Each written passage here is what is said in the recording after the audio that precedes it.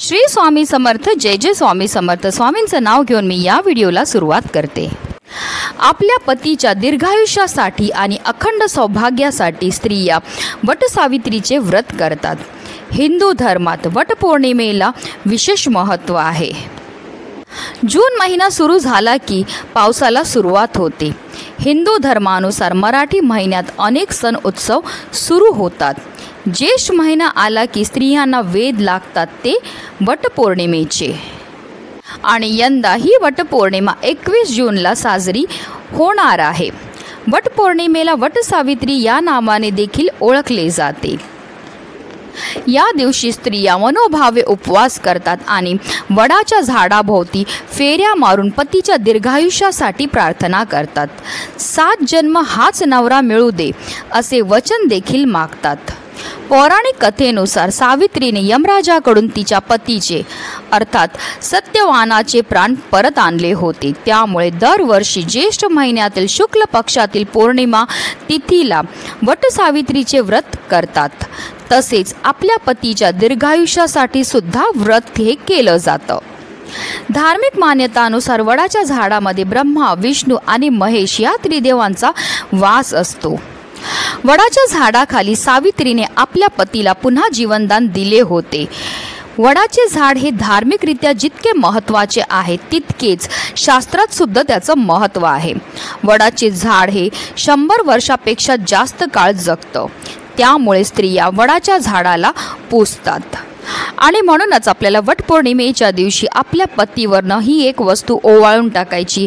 ही वस्तू ओवाळून टाकल्यामुळे आपल्या पतीला दीर्घायुष्य प्राप्त होईल। त्याचबरोबर आपल्या पतीच्या आयुष्यामध्ये असणाऱ्या सर्व अडचणींपासून त्यांना मुक्तता मिळेल आणि आपल्या पतीची प्रत्येक क्षेत्रामध्ये भरभरून अशी प्रगती होणार आहे। त्याचबरोबर पती पत्नीमध्ये कायम गोडवा हा टिकून राहणार आहे। अतिशय प्रभावी असा हा उपाय आहे, ज्याबद्दल सविस्तर आणि महत्त्वाची अशी माहिती मी तुम्हाला या व्हिडिओमध्ये देणार आहे। तर व्हिडिओ पूर्ण पहा आणि जर तुम्ही माझ्या चॅनलवर नवीन असतील तर चॅनलला सबस्क्राईब करा आणि शेजारी बेल आयकॉन सुद्धा प्रेस करा, जेणेकरून तुम्हाला माझ्या नवनवीन व्हिडिओचं नोटिफिकेशन हे मिळत राहील आणि तुम्ही एक पण व्हिडिओ मिस करणार नाही। यंदा ज्येष्ठ महिन्यातील पौर्णिमा तिथी शुक्रवारी म्हणजे 21 जून रोजी आहे। त्यामुळे या दिवशी स्त्रिया वटपौर्णिमेचे व्रत करतील। पौर्णिमा तिथी 21 जूनला सकाळी 7:31 सुरू होईल आणि 22 जूनला संध्याकाळी 5:37 समाप्त होईल। वटपौर्णिमेच्या दिवशी स्त्रिया पतीच्या दीर्घायुष्यासाठी वडाची पूजा करतात आणि उपवास करतात। त्याचबरोबर जर या दिवशी आपण काही विशेष उपाय केले तर त्यामुळे आपल्या पतीच्या आयुष्यामध्ये असणारे सर्व संकट, सर्व विघ्न दूर होऊन त्यांची प्रत्येक क्षेत्रामध्ये भरभरून अशी प्रगती होणार आहे। आता हा उपाय आपल्याला कधी करायचा, तर हा उपाय तुम्ही सकाळपासून संध्याकाळपर्यंत कधीही करू शकता।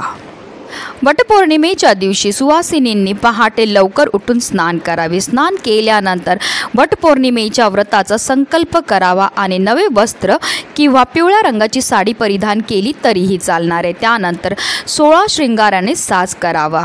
पौर्णिमा तिथी ही श्री हरी विष्णू आणि माता लक्ष्मीला समर्पित आहे, म्हणून आपल्याला देवघरामध्ये दिवा हा प्रज्वलित करून घ्यायचा आहे।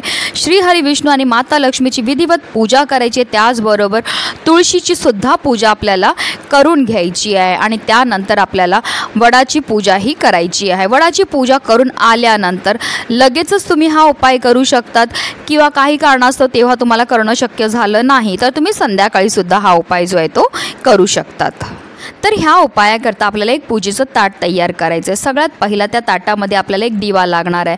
प्रयत्न करून हा दिवा जो आहे कणकेपासून तयार करा, कारण कणकेचा दिवा हा सर्व दिव्यांमध्ये सर्वश्रेष्ठ मानला जातो। त्या दिव्यामध्ये आपल्याला 2 वातीची 1 वात करून लांब वात टाकायची आहे। त्याचबरोबर ह्या दिवेमध्ये आपण पूजेला जे तेल वापरतो ते तेलच टाकायचं आहे, तूप अजिबात आपल्याला वापरायचं नाही आहे।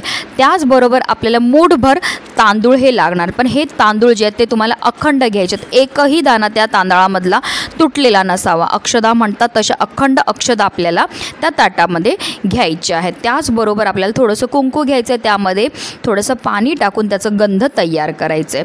असं हे पूजेचं ताट तयार करायचं. त्यानंतर आपल्याला आपल्या पतीला आसनावर बसवायचं. फक्त बसवताना काळजी एवढी घ्या की त्यांचं तोंड जे आहे ते दक्षिण दिशेला होणार नाही. त्यानंतर आपल्या पतीला आपल्याला सगळ्यात पहिला गंध लावून घ्यायचा. त्या गंधावर आपल्याला अक्षदा लावून घ्यायच्यात आणि त्या दिवा जो दिवा आहे ताटामध्ये त्या दिव्याने आपल्या पतीला ओवाळून घ्यायचं आहे. त्यानंतर जे मुठभर तांदूळ आपण घेतलेले ते आपल्या उजव्या हातामध्ये घ्यायचे आणि आपल्या पतीच्या डोक्यावरनं आपल्याला 7 वेळा ज्या प्रकारे घड्याळाचा काटा फिरतो त्या रीतीने गोलाकारमध्ये 7 वेळा आपल्या पतीच्या डोक्यावरनं आपल्याला फिरवून घ्यायचे आहेत.